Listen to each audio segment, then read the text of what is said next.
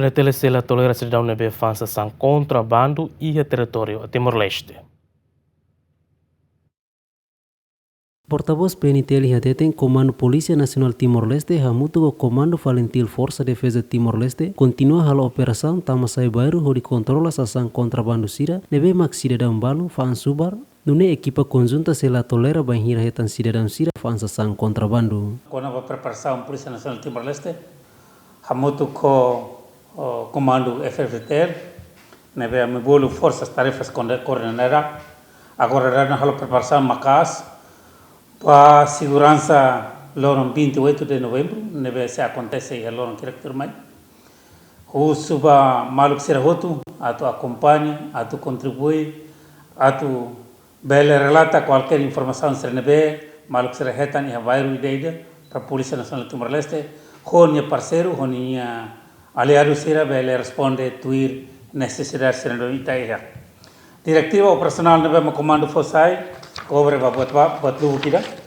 Primeiro, amesei hadia a minha presença, patrulhamento no movimento e a arresto todo.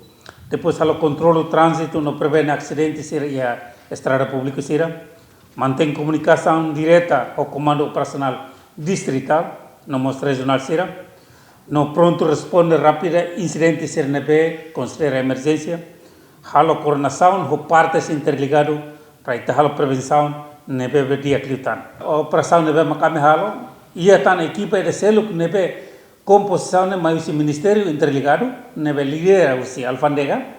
Halo operação Saitama bairro, estrada pública sira e a fronteira terrestre, marítima e costeira sira, atu controla movimento maluk ser nebe importa sasan nebe ilegal mai Timor-Leste nebe les ami les sela fodalan vai importar qualquer importação nebe tamama ilegal internacional laran karik ia loza ruma ia kios ruma ema ruma fa angkarik sasan seri itana railaran ami se halo tasaw equipane halo movimento vai ia fating ototo nebe ma ami considera risco e a possibilidade halo movimento sasan serne. Comando PNTL mos apelo ao povo Timor-Leste a tu contribui paz no hameting estabilidade e garante segurança nebe hakmate que harailaran. Lucy Korea, Yemen.